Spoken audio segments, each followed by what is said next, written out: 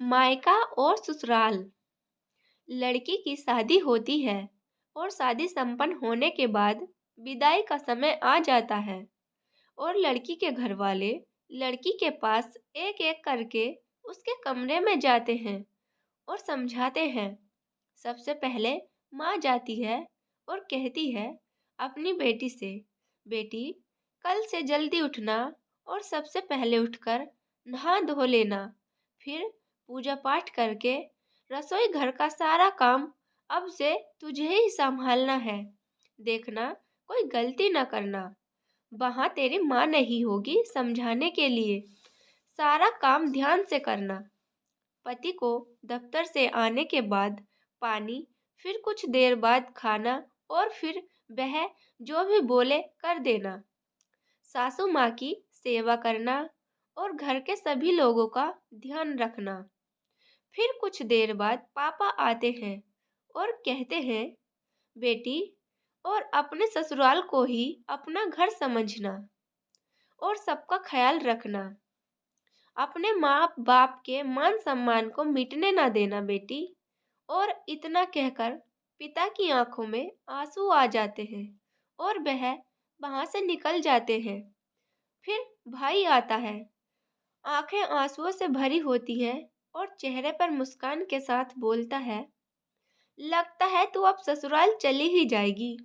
जा रही है तू, सच में जा रही है ससुराल? चलो अब तुमसे छुटकारा मिल जाएगा। अब तेरा सारा हिस्सा मेरा हो जाएगा और अब कोई बात बात पर टोका टाकी भी नहीं करेगा और ना ही कोई माँ से मेरी शिकायत करेगा। चलो बढ़िया है, आज से तू परेशान नहीं करेगी हमको। इतने में लड़की की आंखों में भी आंसू आ जाते हैं और बोलती है, भाग जा पागल, नहीं तो मार खाएगा। फिर भाई बोलता है, अच्छा मेरी तरह ससुराल में किसी को पीटने ना लगना, वहां तेरी कोई मार नहीं खाएगा। जैसे हमें बोल देती है, कुछ भी वहां मत बोलना, कोई बुरा मान सकता है।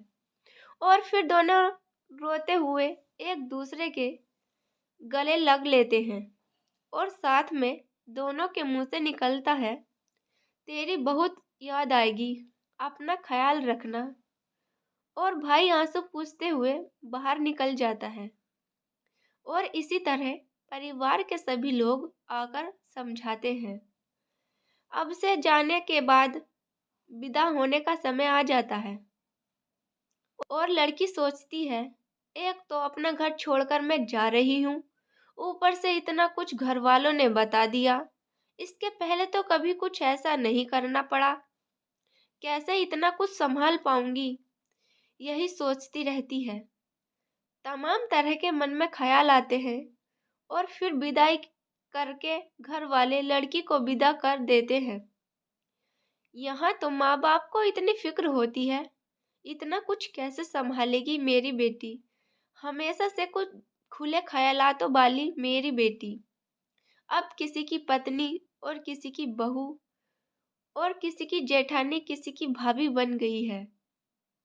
देखो क्या होता है अब ससुराल में जाकर। लड़की अलार्म लगाती है और दूसरे दिन सुबह उठकर जैसे ही उसकी माँ ने बताया होता है वैसे ही करती है और फिर सबके लिए खाना बनाती है और कहते हैं, ससुराल में पहली रसोई बहू कुछ मीठा बनाकर शुरू करती है। तो उसने सबके लिए खीर बनाई और खीर में चीनी कम रह गई, बाकी खीर बहुत अच्छी बनी थी। अब बनाने के बाद फिर से सबके लिए निकालती है और सब तो खा लेते हैं, कुछ नहीं बोलते।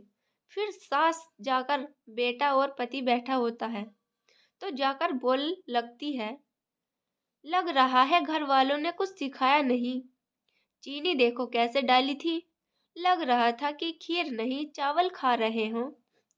और सबसे आखिर में बहू को खाने का रिवाज होता है। पहले तो चखकर देख भी नहीं सकती, अब वह खाकर देखती है तो सोचती है, चीनी तो कितनी कम डली है। देखो मैं सोच रही थी कोई गड़बड़ ना हो जाए, और हो गई। लेकिन कितने अच्छे हैं सभी लोग, हमसे कुछ कहा भी नहीं। फिर सोचती है, चलो दूसरे दिन कोई गड़बड़ नहीं होने देंगे। लड़की के माँ बाप का फोन आता है और पूछते हैं, बेटी सब अच्छे से कर लिया, कोई गड़बड़ तो नहीं की? और वह बोलती है, इतना सोचे थे फिर भी खीर में चीनी बहुत कम रह गई थी। लेकिन आप लोग परेशान ना हो, कल से कोई गड़बड़ नहीं होगी। यहाँ के लोग बहुत अच्छे हैं, किसी ने कुछ भी नहीं बोला। और फिर रात में पति आता है रूम में और बोलता है, कैसी खीर बनाई थी? मम्मी क्या सोच रही होंगी, कितनी फीकी थी, कल से ध्यान देकर बनाना।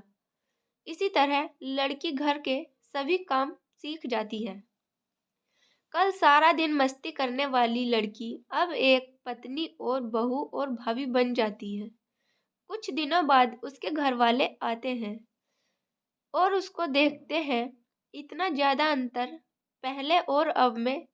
कहीं कोई बुला रहा है, भाभी मेरा ये सामान कहाँ रखा है? और पति बोलता है, अरे नाश्ता लग गया, दफ्तर के लिए हो रहा हूँ। सासू माँ बोलती है, बहू जल्दी से टेबल साफ करके सबका नाश्ता लगाओ, माँ पापा आए हैं, ध्यान नहीं दे रही।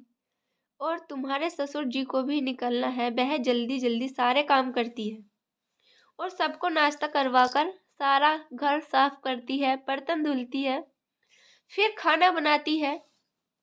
ऐसे ही पूरा दिन उसका घर के कामकाज में जाता है और कोई जरा सा भी सहारा नहीं करता।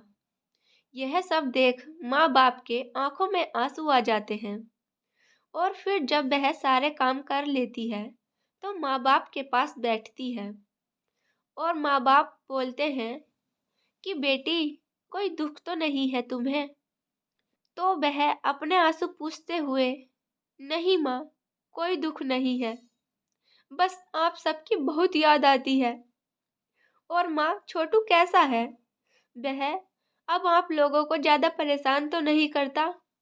ऐसे कहते हुए बात को काट देती है और बोली, यहाँ सब बहुत अच्छे हैं, मेरा बहुत ख्याल रखते हैं। ऐसा बोलती है ताकि उसके माँ बाप परेशान ना हो।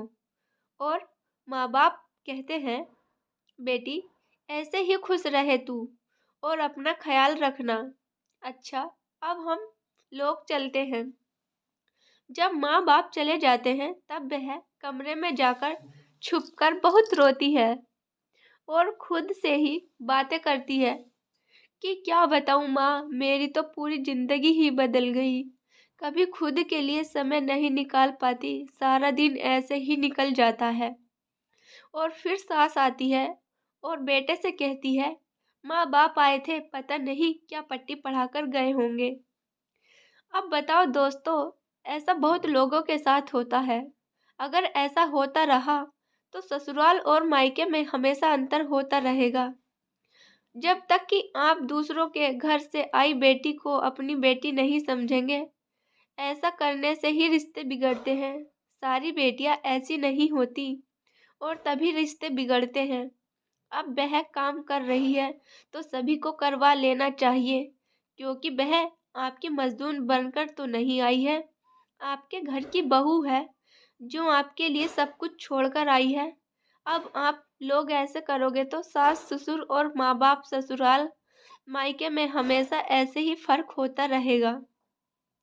हम बदलेंगे तभी युग बदलेगा। इसलिए पहले हमें अपने आप को बदलना है। दोस्तों, इस वीडियो पर आपकी क्या राय है हमें कमेंट करके ज़रूर बताएं। और आपको हमारी वीडियो पसंद आई है तो वीडियो को लाइक शेयर और हमारे चैनल को सब्सक्राइब ज़रूर करें। धन्यवाद दोस्तों।